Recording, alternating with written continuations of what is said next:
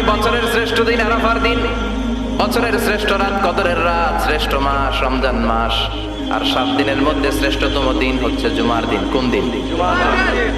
এই সূরাতুল জুমা নিয়ে আমরা কথা শুনবো ইনশাআল্লাহ। বলেন এটা সাধারণ দিন নয়। ফিহি খালাকাল্লাহু আদম, কালকের এই দিনটা, এই জুমার দিনে আল্লাহ তাআলা সাইয়েদনা আদম আলাইহিস সালামকে তৈরি করেছে।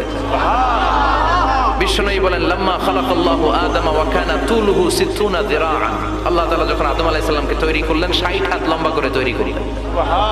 আর আমরাও যারা জান্নাতে ঢুকবো আমাদের আকৃতি থাকবে 60 হাত লম্বা। মজা করে সুবহানাল্লাহ পড়তে পারলেন না? আল্লাহ সাইয়েদনা আদমকে তৈরি করলেন এই জুমার দিনে। আবার সাইয়েদনা আদম আলাইহিস সালামকে পৃথিবীর বুকে তিনি পাঠিয়ে দিয়েছিলেন এই জুমার দিনে। কুলনা হাবিতু মিনহা জামিআ, ও Adam go down with your wife, তোমার স্ত্রী হাওয়াকে নিয়ে পৃথিবীতে নামো। কয়েকটা কালিমা শিখিয়ে দেব, এই কালিমাগুলো পড়ে আমার কাছে দোয়া করো, আমি কবুল করে নিব। আল্লাহু আকবার। আল্লাহ শিখিয়ে দিলেন আর বললেন আদম পড়া, রাব্বানা যালামনা আনফুসানা ওয়া ইন লাম তাগফির লানা ওয়া তারহামনা লানাকুনান্না মিনাল খাসিরিন। ও আল্লাহ, জুলুম করেছি নাফসের উপর, ভুল করেছি, অন্যায় করেছি, আপনি যদি ক্ষমা না করে দেন আমরা শেষ হয়ে যাব, আমরা হালাক হয়ে যাব, ক্ষতিগ্রস্তদের মধ্যে শামিল হয়ে যাব। ঠিক কি না? আল্লাহ সাইয়েদনা আদম আলাইহিস সালামের তওবা কবুল করলেন। ওনার কাজ হচ্ছে তওবা কবুল করা, আমাদের কাজ গুনাহ করা, শয়তানের কাজ ওয়াসওয়াসা দেওয়া, আল্লাহর কাজ খালি মাফ করা। সুবহানাল্লাহ পড়বেন না? তাকাব্বালাল্লাহু তাওবাতা আদম ফি ইয়াউমিল জুমআহ। আল্লাহ যেদিন আদম আলাইহিস সালামের তাওবা যে কবুল করছেন, ঘোষণা দিয়েছেন, এই ঘোষণাটা ছিল জুমার দিনের ঘোষণা। আবার সাইয়েদনা আদমকে যেদিন রূহ কবজ করে আবার নিয়ে যাওয়া হয়, ওই দিনটাও ছিল জুমার দিন। পড়েন সুবহানাল্লাহ। যেই দিন পৃথিবীর প্রথম মানব, প্রথম নবীর রূহ মালাকুল মাউত দুনিয়ায় এসে কবজ করেছে, ওই দিনটাও ছিল জুমাবার। আল্লাহু আকবার। আবার বিশ্বনবী বললেন লা তাকুমুস সাআ ইল্লা ফি ইয়াউমিল জুমআহ ইযা যুনজিলাতিল আরদু জিলজালাহা ওয়া আখরাজাতিল আরদু আসফালাহা ইযা রুজ্জাতিল আরদু রাজ্জান ওয়া বুসাতিল জিবালু বাসসা। কিয়ামতের দিন পৃথিবীটাকে একটা প্রকম্পন দিয়ে কাঁপিয়ে দিবে কে? মারাত্মক একটা ঝাঁকুনি দিবে আল্লাহ, পুরো পৃথিবীটা কেঁপে ভেঙে চুরে খান খান হয়ে যাবে। এই ঝাঁকুনি আর আর্থকোয়েক, ভূমিকম্প এর ঘটনাটা যেদিন ঘটবে ওই দিনটাও হচ্ছে জুমার দিন। চিৎকার করে পড়েন সুবহানাল্লাহ। তার মানে আদম সৃষ্টি হলো জুমার দিনে, দুনিয়ায় নামিয়ে দেওয়া হলো জুমার দিনে, তওবা কবুল করে নেওয়া হলো, রূহ কবজ করা হলো জুমার দিনে, আবার কিয়ামত সংগঠিত হবে জুমার দিনে। পড়েন সুবহানাল্লাহ। আর বিশ্বনবী বললেন আল জুমআতু ইলাল জুমআ কাফফারাতুন লিমা বাইনাহুমা। এক জুমার পর থেকে সামনের জুমা আসা পর্যন্ত যে সগীরা গুনাহগুলো হয়, সবগুলো সগীরা গুনাহ মাফ করে দেয় কে? রজব শাবানে বরকতে দাও, রমজান মাসে গুনাহ ঝড়াও, সপ্তাহ জুড়ে তুমি বরকতে দাও, জুমার দিনে দে গুনাহ ছড়াও, রজব শাবানে বরকতে দাও, রমজান মাসে গুনাহ ঝড়াও। ঠিক কি না? তার মানে জুমার দিন গুনাহ মাফের দিন। সারা সপ্তাহে ভুল ত্রুটি অন্যায় যা করলাম, জুমার নামাজের বদৌলতে সব গুনাহ মাফ করে দেয় কে? এই দামি দিনটাকে আল্লাহ ইহুদিদের দিতে চেয়েছিলেন, পায় নাই। আলহামদুলিল্লাহ কইবেন না?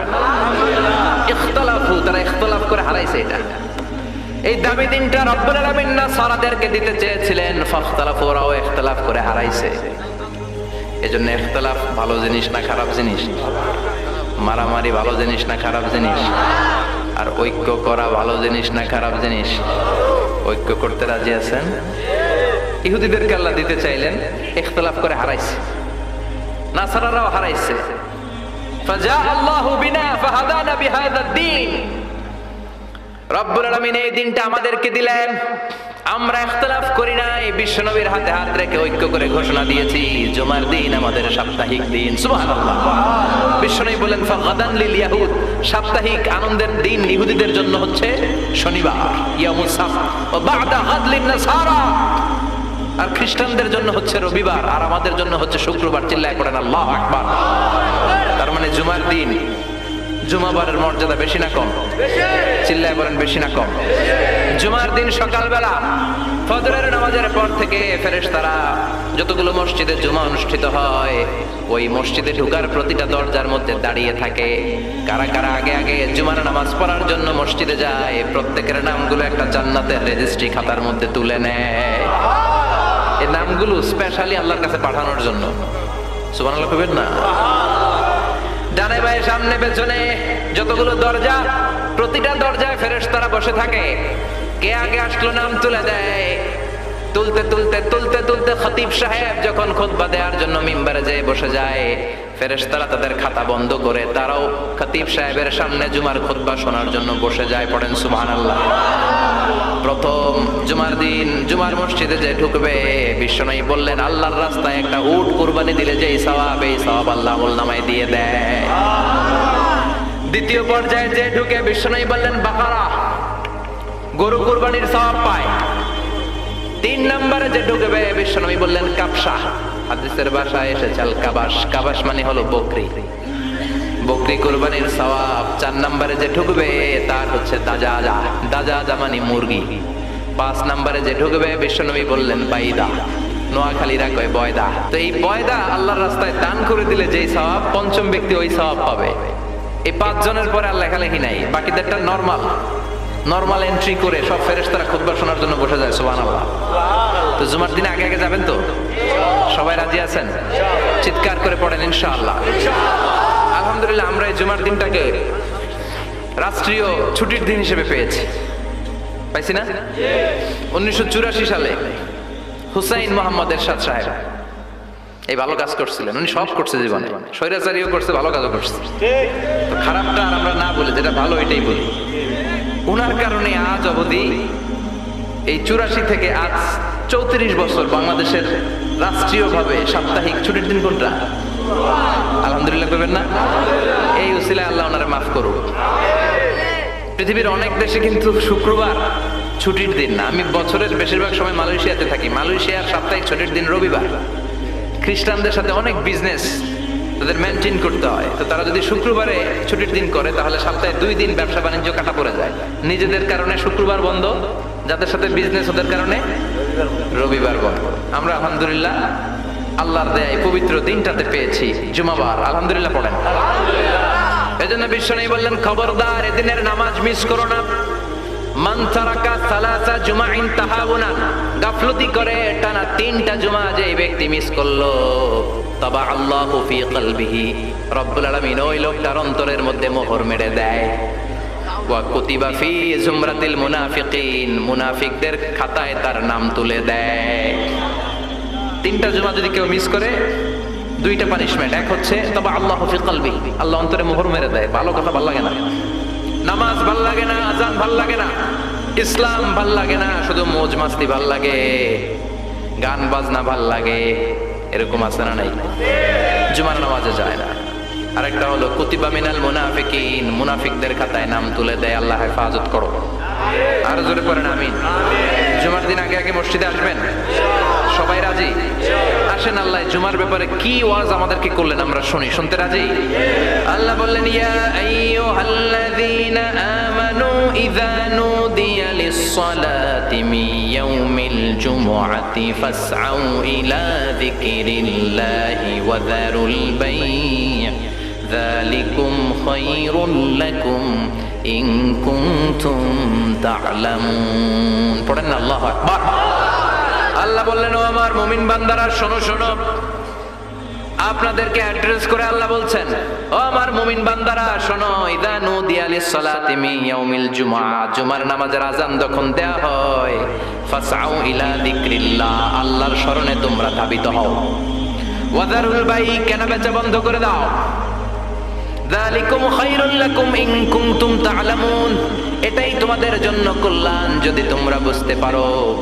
জুমার নামাজের আযান যখন হয় ফাসআউ ইলা যিকরিল্লাহ, আল্লাহর স্মরণে তোমরা বের হয়ে যাও। আল্লাহু আকবার।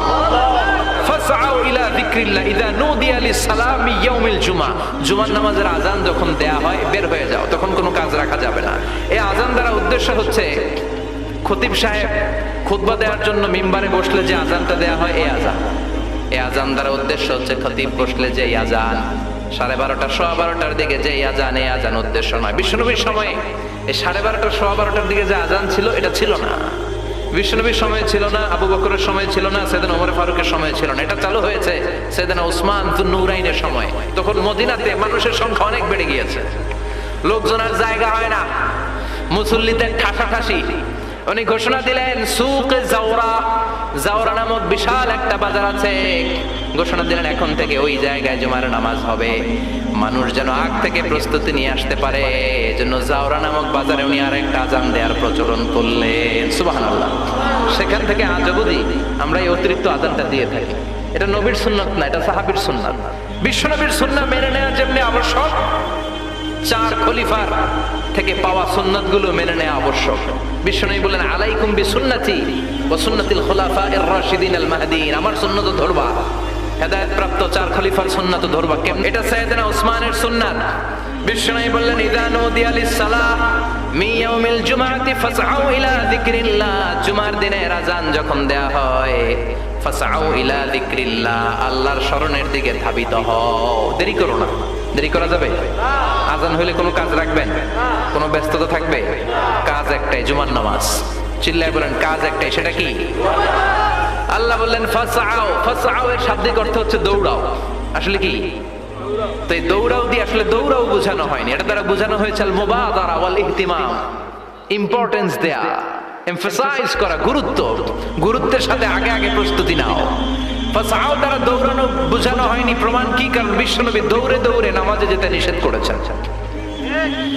বিশ্বনবী বলেছেন ইযা উকিমাতিস সালাহ, মনোযোগ দিয়ে শুনেন, ইযা উকিমাতিস সালাতু ফালা তাতুহা তাসআউন ওয়া আতুহা তামশুন আলাইকুম বিসাকিনাহ ফামা আদরাকতুম ফাসাল্লু ওয়া মা ফাতাকুম ফাতিম্মু, যখন নামাজ শুরু হয়ে যায় দৌড়ে দৌড়ে যাবে না। তামশুন, হেঁটে হেঁটে যাও। আলাইকুম বিসাকিনাহ, ধীরে ধীরে যাও। ফামা আদরাকতুম ফাসাল্লু, ইমাম সাহেবের সাথে যে যত রাকাত পাবা পড়বা। ওয়া মা ফাতাকুম ফাতিম্মু, যেটা ছুটে যায় নিজে নিজে পড়ো, কবুল করে নেবে কে? আল্লাহ। কিন্তু দৌড়ে যায় নামাজ ধরা যাবে? খবরদার, ধীরস্থির ভাবে যাবেন। হাঁটার মধ্যে একটা গুরুত্ব দিয়ে তাড়াতাড়ি ধরতে চাবেন, কিন্তু দৌড়ে যাওয়া যাবে? জুমার নামাজের আজান যখন হয়ে যায় তোমরা আল্লাহর জিকিরের দিকে ধাবিত হও। যিকরিল্লাহ, আল্লাহর স্মরণ। জিকির মানে কি? আল্লাহর স্মরণ। কিন্তু এই জিকির দ্বারা এই আয়াতের উদ্দেশ্য হচ্ছে আল খুতবাতাইন, জুমার 2 খুতবা।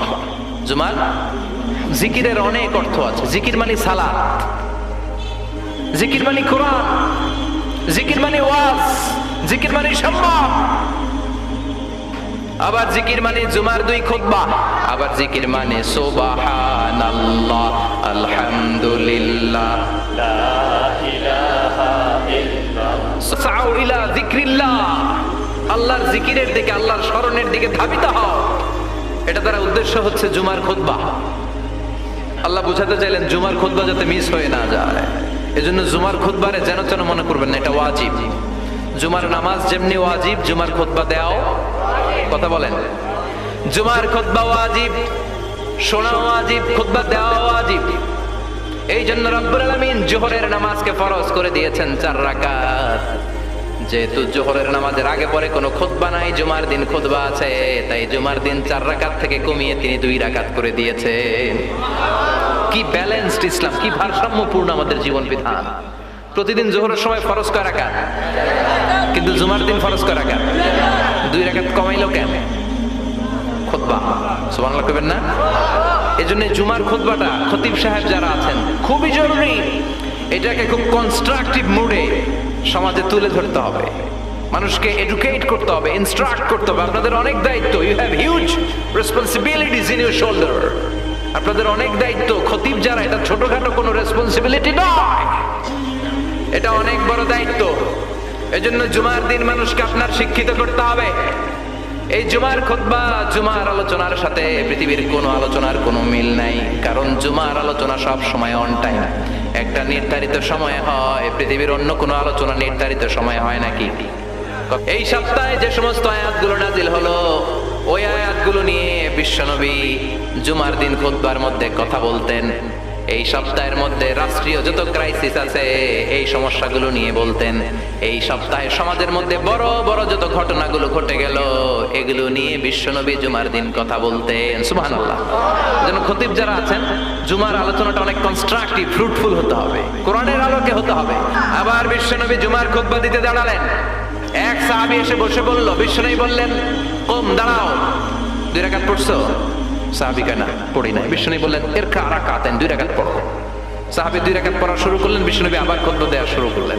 খুতবার নিরবিচ্ছিন্নতাকে ভঙ্গ করে বিশ্বনবী তাকে দাঁড়াতে বললেন, 2 রাকাত নামাজ পড়তে বললেন। তার মানে খতিব সাহেব মন গড়া শুধু খুতবা দিয়ে যায় না, ডানে বায়ে কোথায় কি হচ্ছে সবকিছু নজরে রেখে, কন্ট্রোলে রেখে, সামাজিক সব সমস্যার কথাগুলো তুলে ধরে অসামাজিক কার্যকলাপের বিরুদ্ধে হুঙ্কার দিয়ে জুমার প্ল্যাটফর্মটাকে শক্তিশালী করাই হচ্ছে একজনের খতিবের দায়িত্ব। চিল্লা এখন ঠিক কিনা? আল্লাহ বললেন, ইযা নুদিয়া লিস-সালাতি মিন ইয়াউমিল জুমআতি ফাসআউ ইলা যিকরিল্লাহি ওয়া যারুল বাই। জুমার আযান যখন হয়ে যায় জুমার নামাজ পড়তে যাও, বেচা কেনা বন্ধ করে দাও। কার কথা? Close the shop, shut down the shop, close the market. Market বন্ধ, দোকানের শাটার নামাও, ক্যাশ বক্সে তালা ঝুলাও, ব্যবসা প্রতিষ্ঠান, মার্কেট সবগুলো বন্ধ করে একজনের জিকিরের দিকে ছোটবা। তিনি কে? অল্প 1-1.5 ঘন্টার জন্য যদি ব্যবসা বন্ধ রাখেন, পরে যখন আবার দোকান খুলবেন জুমার বরকতে ব্যবসা বাড়িয়ে দিতে পারে কে? এরপর আল্লাহ বললেন, ফাইদা কুদিয়াতিস সালাতু ফান্তাশিরু ফিল আরদি ওয়াবতাগু মিন ফাদলিল্লাহ ওয়াযকুরুল্লাহা কাসীরান লাআল্লাকুম তুফলিহুন। যখন নামাজ শেষ হয়ে যায়, ফাইদা কুদিয়াতিস সালাতু ফান্তাশিরু ফিল আরদ, জুমার নামাজ যখন শেষ হয়ে যায়, জামাতের নামাজগুলো যখন শেষ হয়ে যায়, ফান্তাশিরু ফিল আরদ, জমিনে ছড়িয়ে যাও, ওয়াবতাগু মিন ফাদলিল্লাহ, আল্লাহর কাছ থেকে ফজল তালাশ করো, মানে রিজিক তালাশ করো। কার কথা? বিশ্বনবী বললেন, জুমার নামাজের 15টা সুন্নাত মুখস্থ রাখতে হবে। 1 নাম্বার সুন্নাত ফজরের সালাত জামাতে পড়তে হবে। 2 নাম্বার সুন্নাহ হচ্ছে আসওয়াক, মেসওয়াক করা। মাতহারাতুন লিল ফাম মারদাতুন লিররাব, মেসওয়াক করলে দাঁত পরিষ্কার থাকে, আল্লাহ খুশি হয়ে যায়।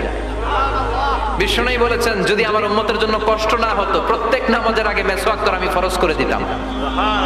মেসওয়াক ছিল বিশ্বনবীর জীবনের শেষ আমল। এই মেসওয়াক করে বিশ্বনবী শেষ নিঃশ্বাস ত্যাগ করেছেন। 3 নাম্বার হচ্ছে দুহুন, তেল মালিশ করবেন। বিশ্বনবী জাইতুনের তেল দাড়িতে, চুলে আর গায়ে দিতেন।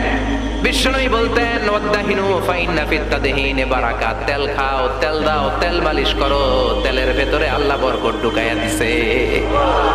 4 নম্বরে আত্তিব, জুমার দিনে সুগন্ধি লাগিয়ে যাওয়া সুন্নাত। লাগাবেন? লাগাতে রাজি আছেন? 5 নম্বর সুন্নাহ হলো আল লিবাস আহসানা সিয়াব, সুন্দর জামা পরা। নট নেসেসারি যে নতুন জামা হতে হবে, পুরাতন জামাও ধুয়ে আয়রন করে পরলে একটা সৌন্দর্য আছে না নাই? ইন্নাল্লাহ জামিল ওয়া ইউহিব্বুল জামাল, আল্লাহ নিজে সুন্দর, সৌন্দর্যকে আল্লাহ পছন্দ করেন। পৃথিবীতে সবচেয়ে সুন্দর কে? পরে 6 নাম্বার হলো ইকসারুস সালাহ আলান নবী, বিশ্বনবীর উপর বেশি বেশি দুরূদ পড়া। বিশ্বনবী বলতেন, জুমার দিন শ্রেষ্ঠ দিন, এই দিন আমার উপর বেশি বেশি দুরূদ পড়ো। ফাইন্না সালাতাকুম মা'রুদাতুন আলাইয়া, কেননা তোমরা যে আমার উপর দুরূদ পড়ো, কিয়ামতের আমি মরে যাওয়ার পরে এই দুরূদগুলো কে পাঠিয়েছে তার নাম, তার বাবার নাম সহ ফেরেশতারা আমার কবরে দিয়ে আসে। এরপরে বিশ্বনবী বলতেন, জুমার দিনে সূরাতুল কাহাফ পড়বা, কাহাফ পড়া সুন্নাহ। সূরাতুল কাহাফ পড়তে রাজি আছেন? আগামীকাল রাজি আছেন তো? 18 নম্বর সূরা, কোরআনের একেবারে সূরা। আলহামদুলিল্লাহিল্লাযী আনজালা আলা আবদিহিল কিতাবা ওয়া লাম ইয়াজআল লাহু ইওয়াজা, এই আয়াত দিয়ে শুরু হয়েছে। বিশ্বনবী বললেন, সূরাতুল কাহাফ যে তেলাওয়াত করবে ইয়াকুনু লাহু নূর, এই সূরাতুল কাহাফ কিয়ামতের দিন তার সামনে বিশাল একটা আলো হয়ে আসবে। এই আলো দিয়ে পুলসিরাত পার হয়ে ওই বান্দা জান্নাতের ভেতরে ঢুকে যাবে। আবার বিশ্বনবী বলেন, যারা সূরাতুল কাহাফের প্রথম 10 আয়াত তেলাওয়াত করবে জুমার দিন, শেষের 10 আয়াত যারা জুমার দিন তেলাওয়াত করবে, দাজ্জালের ফিতনা থেকে তাদেরকে মুক্ত রাখবে কে? সুবহানাল্লাহ পড়বেন না? কালকে সূরাতুল কাহাফ দিয়ে সকাল শুরু করতে রাজি আছেন? সবাই রাজি? এরপর তাবকির ইলাল মসজিদ, মসজিদে আগে আগে যাওয়া সুন্নাত। আগে যিনি যাবে উনি কি পাবে? তারপরে গরু, তারপরে বকরি, তারপরে মুরগি, মুরগির পরে ডিম না আন্ডা? ঠান্ডা। আল মাশিউ আলাল ইকদাম, বিশ্বনবী বললেন হেঁটে হেঁটে জুমার নামাজে যাওয়া সুন্নাহ। রিকশা, হুন্ডা, সাইকেল, সিএনজি দিয়ে গেলেও হবে, কিন্তু হেঁটে হেঁটে গেলে সওয়াব বেশি না কম? প্রতি কদমে কদমে আমলনামায় সওয়াব দিয়ে দিবে কে? এরপরে বিশ্বনবী বললেন আদামু তাখাত্তি রিকাবান নাস, মানুষের ঘাড় ডিঙ্গিয়ে সামনে না যাওয়া সুন্নাহ।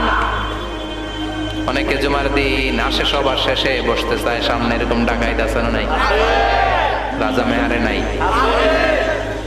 যেখানে জায়গা পাবেন ওইখানে বসবেন। মানুষের ঘাট ডিঙ্গিয়ে সামনের কাতারে যাওয়া এটা ঠিক না।